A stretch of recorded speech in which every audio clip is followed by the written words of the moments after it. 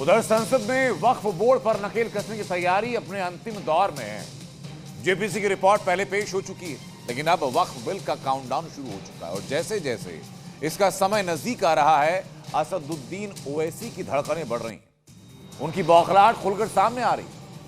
एक तरफ असदुद्दीन ओवैसी ने सरकार पर बड़े आरोप लगाए, तो दूसरी तरफ ओवैसी पर वक्फ की जमीन पर कब्जा करने का आरोप लग रहा है।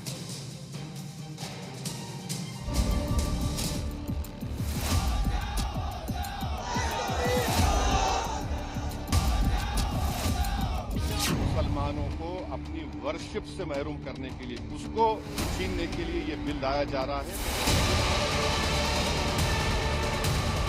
I am cautioning and warning this government. I will not lose an inch of my masjid. Forget about a masjid. Waqf bill के खिलाफ बौखलाए ओवैसी भाईजान। मैं बता रहा हूं मोदी को, अगर ये वक्फ का कानून बनेगा तो मुल्क में सोशल इंस्टेबिलिटी पैदा होगी। वक्फ बिल आएगा तो गृह युद्ध छिड़ जाएगा। ये तो चाहती है ये सरकार, मौजूदा सरकार, कि हिंदुस्तान को धीरे धीरे जो सिविल वॉर की तरफ ले जाना चाहती है। दावा सनसनीखेज है, ओवैसी के पास 3000 करोड़ की वक्फ प्रॉपर्टी है।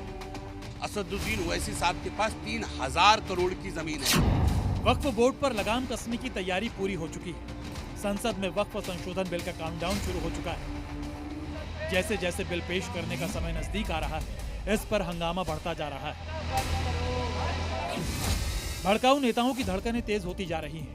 असदुद्दीन ओवैसी की बौखलाहट तो साफ नजर आ रही है।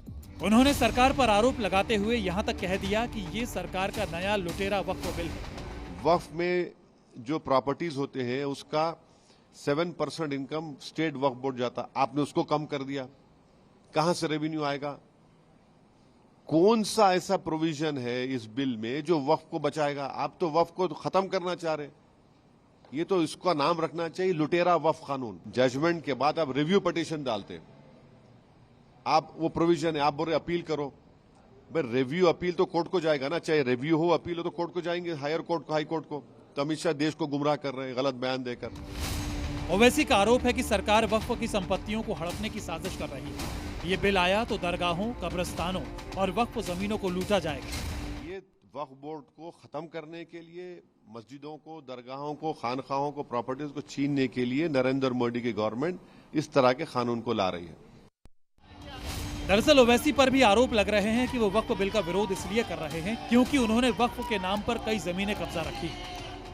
उत्तराखंड वक्फ बोर्ड के अध्यक्ष तो यहाँ तक दावा कर रहे हैं कि ओवैसी के पास 3000 करोड़ की वक्फ प्रॉपर्टी है। असदुद्दीन ओवैसी साहब के पास 3000 करोड़ की जमीन है। 8 रुपए सालाना एकड़ के किराएदार हैं वो संपत्ति। 1 एकड़ के 8 रुपए देते हैं साल के।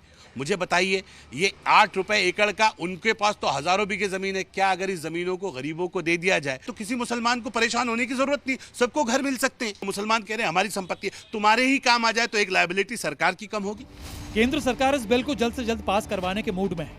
अगर ये संशोधन लागू होता है तो वक्फ बोर्ड की सारी संपत्तियों का हिसाब देना होगा। आखिर वक्फ के समर्थन में खड़े नेताओं को इस बिल से डर क्यों है, ये समझिए। और इस बिल को लेकर कांग्रेस के सांसद मोहम्मद जावेद तो एक कदम आगे बढ़ गए। उन्होंने यहाँ तक धमकी दे डाली कि अगर वक्फ बिल आया तो देश में गृह युद्ध छिड़ जाएगा। हर वक्त में डिस्प्यूट का उन्होंने स्कोप छोड़ दिया कि हर गांव में, हर जिले में, हर पंचायत में किसी तरह से तनाव बना रहे।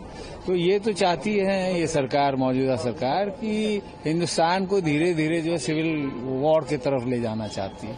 ओवैसी और कांग्रेस की भड़काऊ भाषणबाजी से बीजेपी भी अटैकिंग मोड पर आ गई है और इन पर मुसलमानों को गुमराह करने का आरोप लगा रही है। कांग्रेस के नेता अपनी जबान पे लगाम लगाएं, कुछ भी बोलते हैं। सिविल वार हो जाएगी ये कह के वो किसको डरा रहे हैं? हिंदू को डरा रहे हैं या मुसलमान को डरा रहे हैं? इस देश का हिंदू और मुसलमान 75 साल से मिलकर रहा है। किसी के बयानों से कोई लड़ने वाला नहीं है। कांग्रेस के नेता भड़काने का काम कर रहे हैं, सिविल वार की तरफ प्रेरित कर रहे हैं लोगों को। विपक्ष भले ही इस रिपोर्ट पर सवाल उठा रहा है, लेकिन केंद्र सरकार ने ये क्लियर कर दिया है कि वक्फ का खेल खत्म। विपक्ष कितना भी विरोध करे, लेकिन सरकार वक्फ की मनमानी खत्म करके ही मानेगी। ब्यूरो रिपोर्ट, जी मीडिया।